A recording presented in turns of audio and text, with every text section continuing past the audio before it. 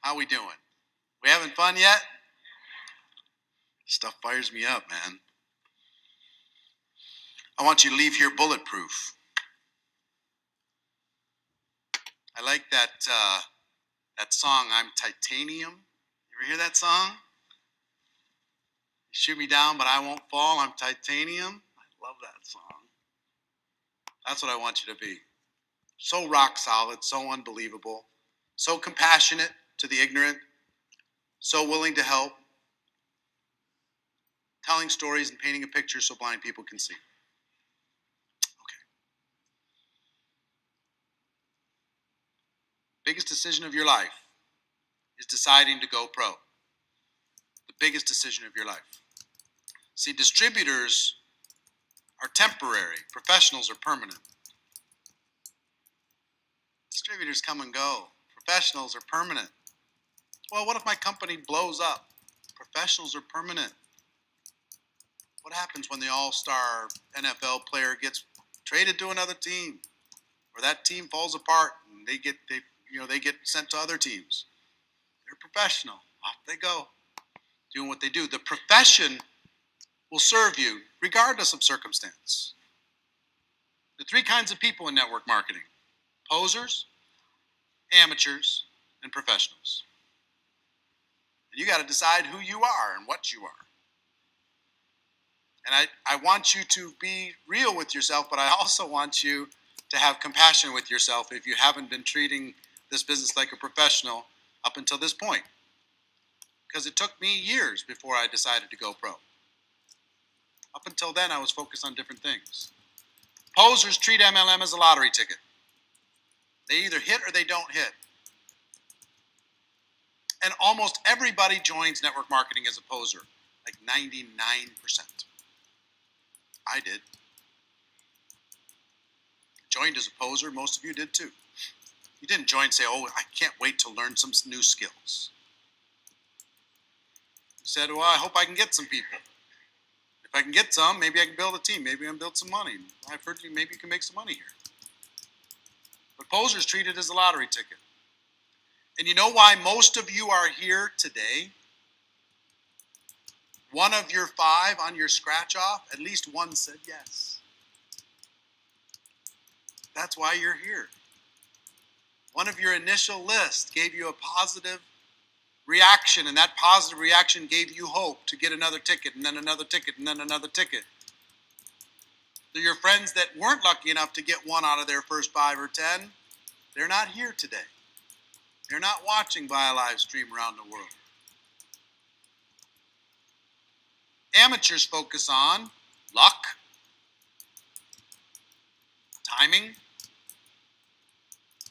positioning. Amateurs are always kind of listening. Oh, is there another hot thing going on? Is there a hot company? Is there a momentum-filled opportunity? Can I get positioned in the right place? Can I get positioned towards the top? Can I get an upline that will invest in me? Can I get all these different things? That was me for a lot of years. I was looking for angles. I was looking for shortcuts. I was looking for luck. Because you've heard the stories. The stories are bad. They're real, many of them, but they're harmful. The story of, oh, I signed up my first person and I'm making $100,000 a year because of that person. Some of those stories are real, but they're not representative of what we have to do here. Looking for shortcuts. Some people came to Insanity Boot Camp over the last 2 days looking for a shortcut. Maybe I can shortcut all of this pain. And they realized, no, there's a plan, but I have to go put it to work. There aren't shortcuts. You ask my top earning friends in here how long it took for them to really become an expert and be self-sufficient, they'll tell you. Here's what professionals focus on: skill and passion.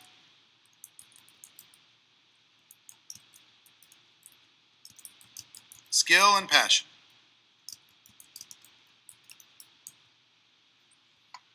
And that's what we're going to focus on over the course of this weekend. Passion, something that you develop. Sometimes you have it in you. Skill, for me, skill allowed me to have more passion. Because when I knew my stuff, I could add energy to it. When I didn't know my stuff, I felt embarrassed. I couldn't really have as much passion as I wanted to have. So this weekend, my real wish for you is we're going to go through the 7 fundamental skills over the course of the weekend. That's my portion of the weekend. The 7 fundamental skills that you need to develop. We're going to talk about those skills. And you're going to hear from all the other people who help you with passion and skill. Okay? So let's talk about skill number 1. Well, first of all, like any profession, you're going to need to learn some skills. If you decide to do this, decide to go pro. Just, decide not to mess around. There's 7 fundamental skills. Skill number 1, finding prospects. Skill number 2, inviting prospects. Skill number 3, presenting to prospects. Skill number 4, following up with prospects. Skill number 5, closing prospects. Skill number 6, getting new people started. And skill number 7, promoting events. Those 7 fundamental skills are what is required for you to become independent, happy, successful, self-determining. That's what you need. The fake out of network marketing is you can make some money without developing all these skills. That's the fake out. You can make a little bit of money. You don't get to keep it very long, but you get to make it. It won't stay as long because you need these skills, all 7 of these skills. Now these 7, I will tell you, if this was a college course, it could be taught in 1 year, in depth, backwards and forwards, with you memorizing every single part. I mean, I have friends who've gone to medical school, and in semester, how many people have gone to medical school in this room? Okay. In semester number 1, you have to memorize every single bone in the body, right? Every ligament, every connection, everything. In semester 1, so hard. That 1 semester, if you put the same discipline here, you can memorize everything you need to learn in order to be a network marketing professional. And then just go practice. Instead, you'll go to school for, how long did you go to school? Did you become a doctor? 8 years. And then did you have residency, practice? Did you have to go work as a slave for next to nothing for 18 hours a day? $1.80 an hour? For how long? 100 hours a week for how long? About 2 years. Just so you can put, why do you think those people are so adamant about saying, no, please call me doctor?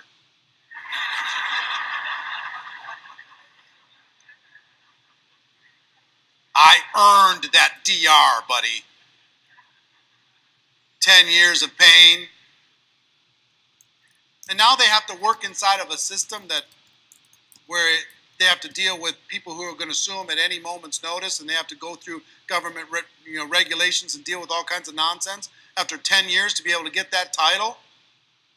In 1 year of network marketing practice, working that same 100 hours a week, in 1 year, you can out-earn what you would earn after 15 years of being a doctor without the drama. In 1 year. But it's not what's accepted. It's not what your parents think. It's not what other people encourage you to be. It doesn't fit inside of the model that everybody's taught you to live in. In 1 year, you can learn these 7 skills. Good. But you know why you won't? Most of you will not let go of that lottery ticket. You will not let go. You will not let go of luck and timing and positioning and shortcuts to try and get to where you need to go. If you'll just decide to buckle down and learn this, you're free. Do you understand that? You're free of circumstance. You're free of leadership. You're free of anything. You can decide your own life forever if you will just buckle down and learn these. So let's go through the first one. Oops, I went backwards, sorry.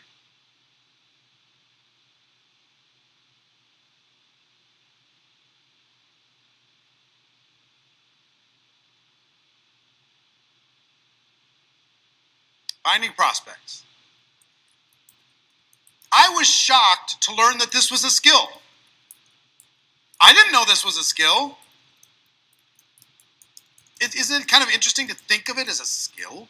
Finding prospects? I thought this was like a natural resource. You either had it or you didn't. People won't join network marketing because they don't think they what? Know anybody. It's not about a natural resource. It's about a skill. People think, well, if you know a lot of people and if you're influential, well then network marketing is yours. But if you don't know a lot of people and you're not influential, you can't succeed. This is a skill. It's not a natural resource. It's a skill. Learning how to find prospects. So here's what posers do. They make a mental list. They think of some people. 80% plus start here. They make a mental list. Yeah, I know I should write it down, but I got it. It's right here. It's right here. I got it. Everything I need. It's right here. You're not the boss of me. Back off. Amateurs make a written list.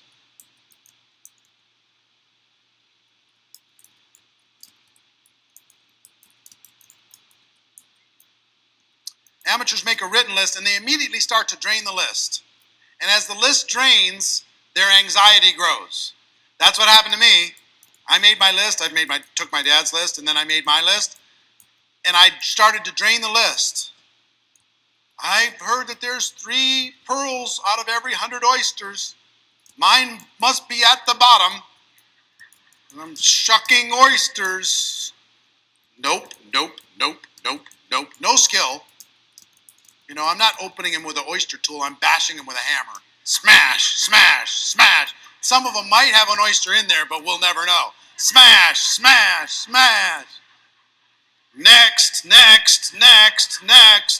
I heard the word next at my training. Next.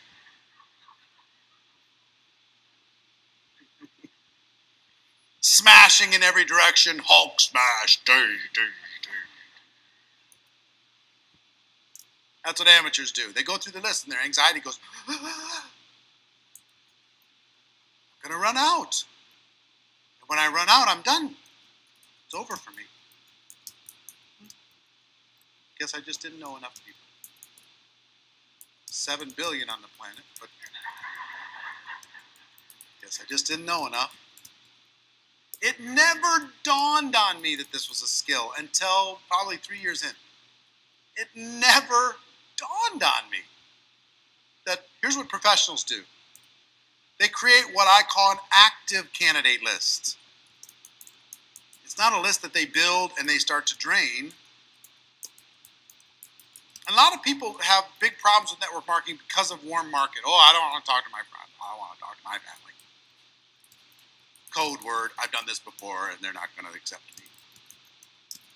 Right? Warm market is not where we end up. It's where we start. We practice with them, and we got some friendly faces, and we have something we believe in, a product or service or opportunity we believe in, we share it with them. If we do it professionally, we're going to get one result. If we do it as amateurs, we're going to get another result. Almost everybody does it as posers, not even amateurs, with no skill, and they don't get that good a result. And once they run out of warm market, they're done. It's over. Professionals create an active candidate list. So here's some steps to going pro. Number 1, make a comprehensive list. Everybody goes on your list. Every single person goes on your list. Empty your mind on paper.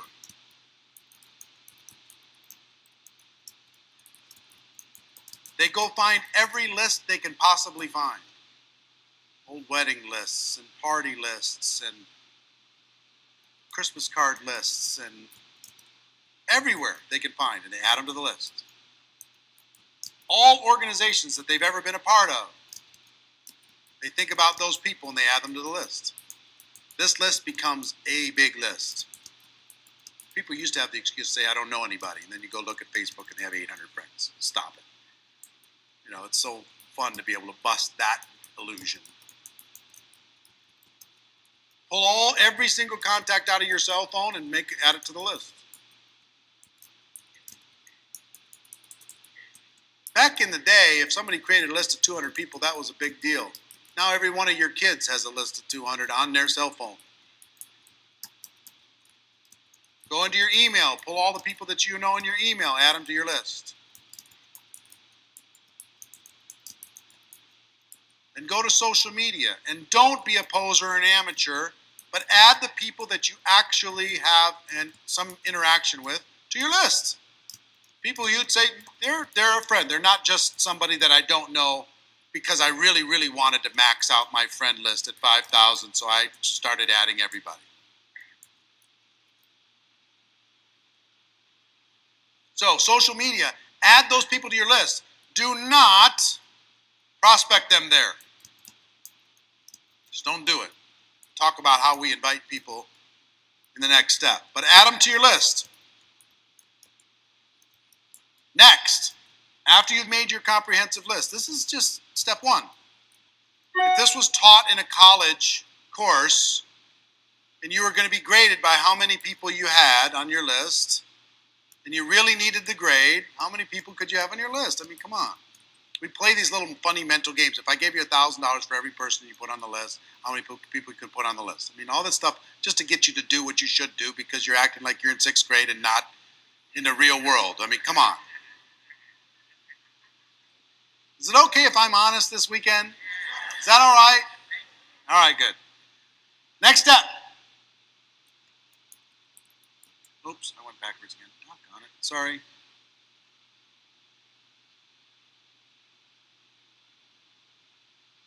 Totally my fault. Next step. The second degree of separation. This is a trick I learned a long time ago. Have you heard about the 6 degrees of separation? That basically you're 6 relationships away from everybody in the world. You know somebody who knows somebody who knows somebody who knows somebody who knows somebody who knows somebody who knows any other person. I don't know if that's actually true. Probably is. I don't know. I don't even know if there's any way to prove it. But here's what I do know. The second degree of separation is true. If you make your list, and now you've got your completed list, and here's the discipline. Look at that list, and if Mike's on the list, say, okay, who does Mike know? And if you can name anybody that Mike knows, that means you know them. See what I'm saying? The second degree of separation. So I go to Janice, I think about Janice, I say, well, who does Janice know? Well, she knows this person, this person. Oh, well, that means I kind of know him too. So it opens up a different part of your brain. The second degree of separation. Look at your list, think about the people they know. Next is constantly expand your list. Constantly expand it. You're going to make your active candidate list. And if you freak out on a bunch of this, it's in here. You're getting writer's cramp. It's all right here. You find a chapter on this whole thing. Okay? So Gina's in the front row with the highlighter. She's okay, highlight. It's a little easier. Okay? But if you want to take your notes, I want you to take notes based upon, I want you to train it. Okay? But it's in there anyway. What the professionals do is they develop the discipline of adding 2 people every day. At least 2 people to their list every day. 2 people a day. 2 a day, 2 a day, 2 a day. And you're already meeting people that can go on your list.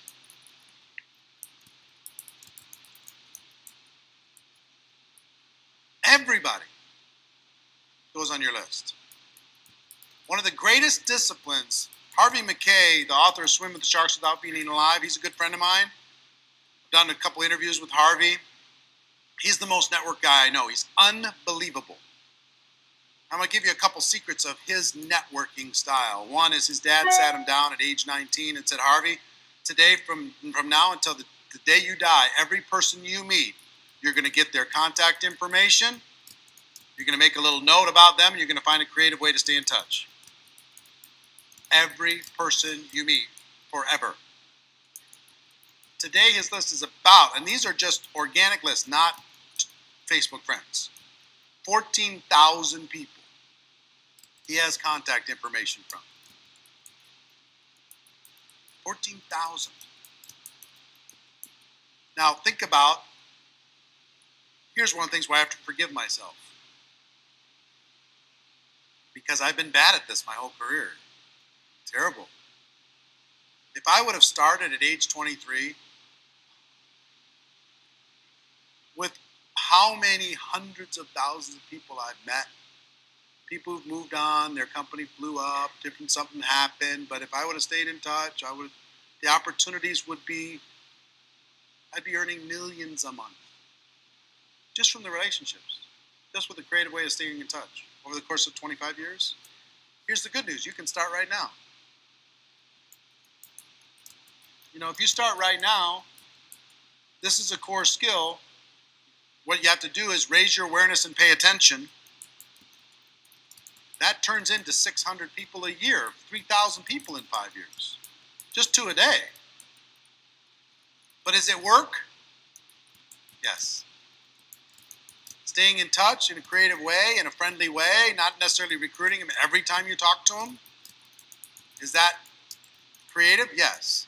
Now I'll tell you the other thing that Harvey does. He is a true networker in the sense that he's a true friend.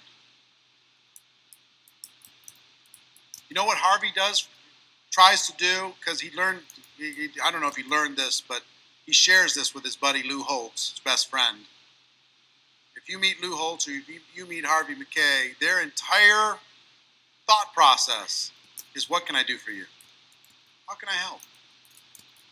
I've got some influence. I got this. I got that. Can I help you?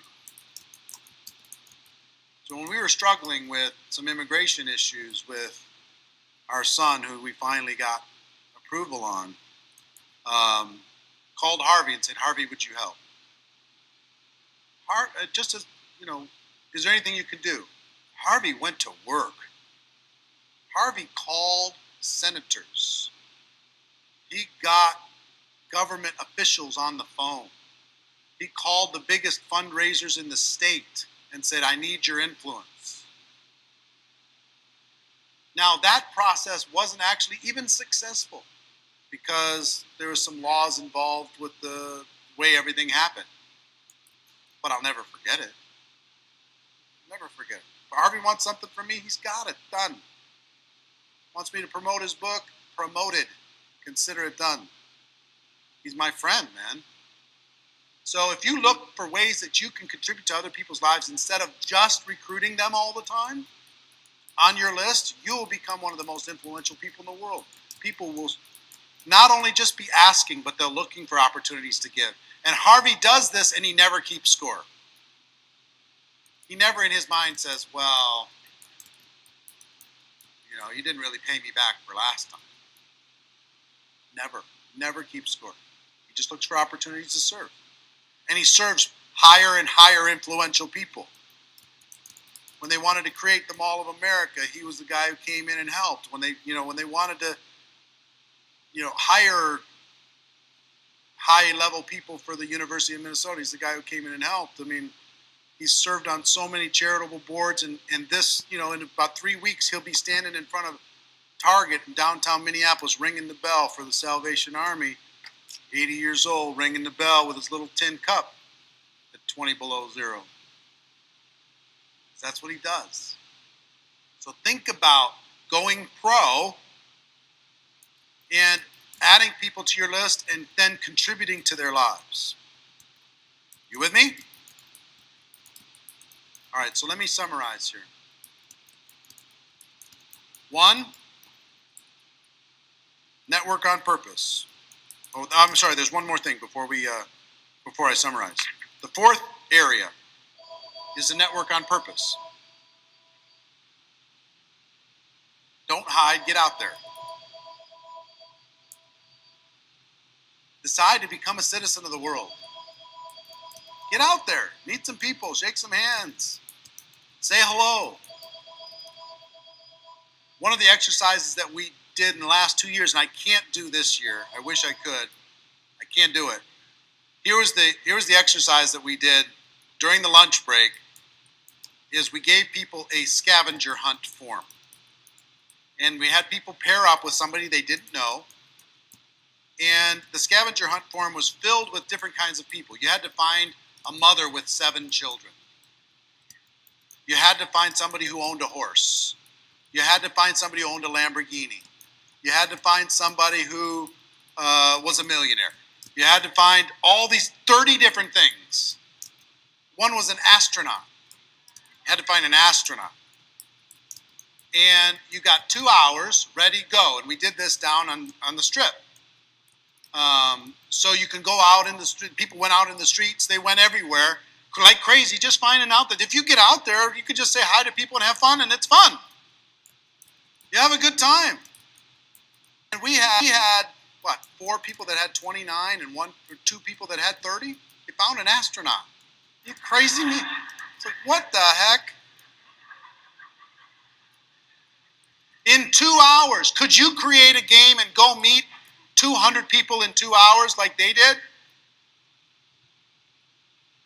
And all they did, let me tell you something, all they did is they brought their list out and said, hey, I'm involved in something, we're having fun, I've got this event, do you meet any of these criteria on this list? And the person said, well, yeah, I'm that one. Will you sign it to just prove that you did it, that you were the one? Yes, okay, I'll sign it. Could you not play a game with your organization, say, we're going to go out, and I've got to prove that I met 100 people and I made friends with 100 people over the course of one weekend? Would you be one of my 100? Will you put your email address and I can just stay in touch? Let you know how I did. And could you play around with this and network on purpose? Yes, the answer is yes. That exercise shocks people. The reason why I can't do it here is we're at the Green Valley Ranch and the hotel would kill me. Down there, people could get out of the hotel. When we did it at Monte Carlo, it lasted about a half an hour before everybody said, hey, out on the street, you crazy people. Because, we were hitting every blackjack table, hold on, every restaurant, the whole deal. So don't hide, get out there. Have some fun. Join a new gym. Start a new hobby. And don't just start it and just say, hey, I'm glad to be on the bowling league. I want to share an opportunity with you in our first game. I'm saying get out there and live a bigger life. When the time is... No, but here's what I do know. If you make friends, friends know what the other friends do without you having to pitch it. They know. They'll say, how's this working? What's going on? What are you doing? And then you can tell them, now you're not the one being the predator.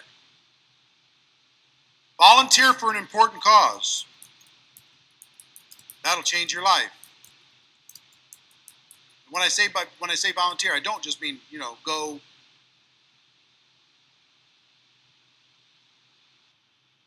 Will you put your email address and I can just stay in touch? Let you know how I did.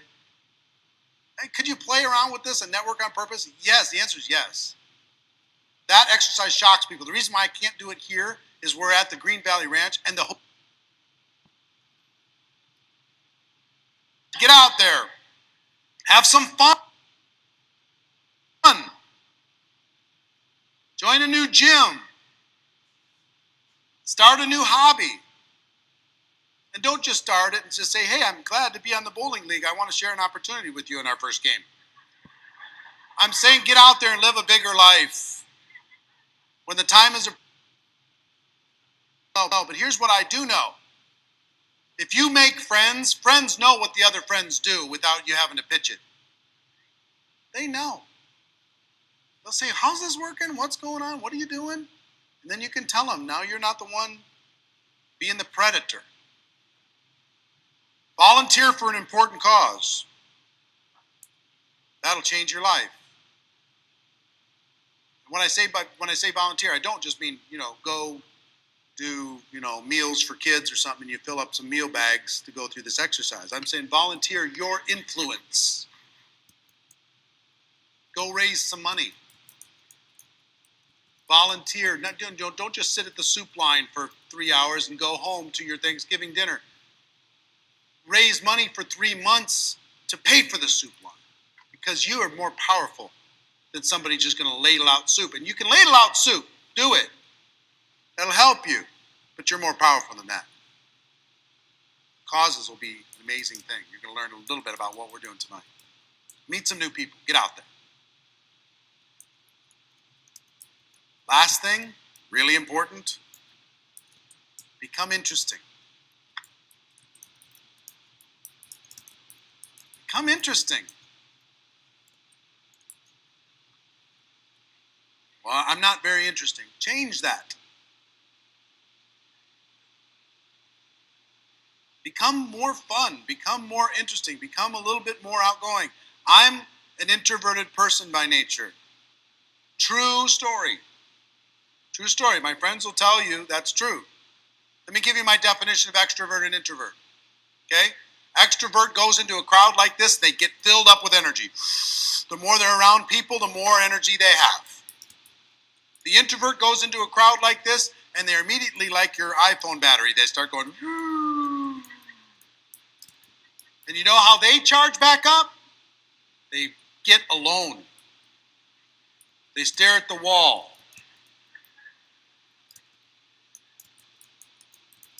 You know what I mean? That's me. When I'm done with this, I'm up for this weekend. I am all in. As high octane as I've ever been in my life and will ever be, maybe. But what I will tell you is, come Monday, don't call me. On Monday, Tuesday, and Wednesday, I'm going to be sleeping. I'm going to be drooling and staring in the corner. Slowly, the battery charge is going to start in my toes, and it's going to work up to my head. That's me. But for this weekend, I can meet everybody. I'm assuming everybody I see in the hall is part of the group, so I'm saying hi and high-fiving. They might not even be part of the group. High five, man. I'm going. We're out there having fun. Get out there. Be interesting. Be fun. Be that life of the party. Even if you're going to be tired afterwards. Right? Even if you're going to be tired. Like last night at the VIP dinner, I was tired. But I still went around to every table, and we took pictures, and we high-fived, and we had fun, and overlooking the fountains in the Eiffel Tower restaurant. It was just amazing. Awesome. But I needed to go back to my room and stare at the fireplace for a little bit. Last night, I really did. Marina's like, you okay? I'm like, I'll be okay. I'll get there, because it was 12 hours. 6 hours on Wednesday, 6 hours on Thursday, plus 3 hours last night. Battery was a little empty, but now I'm good, Good to go. So become interesting, become fun. Go get out there. Now, so 1, you're going to make a comprehensive list. 2, the second degree of separation. 3, constantly expand your list. And 4, network on purpose. Network on purpose. Got it? This is a skill. And we'll know if you're serious about this skill, if by the end of this weekend, your comprehensive list has been reborn. One of the best things I would suggest everybody do at every single event, redo your list. Make a fresh list. It'll refresh your brain looking at the old tired list. Make a new list. Think about the second degree of separation. Think about how you've expanded and what you're going to do to expand it. And I know I've got somebody who's really becoming a pro if they're adding 2 a day. Network on purpose. Get out there. Become interesting. Become fun.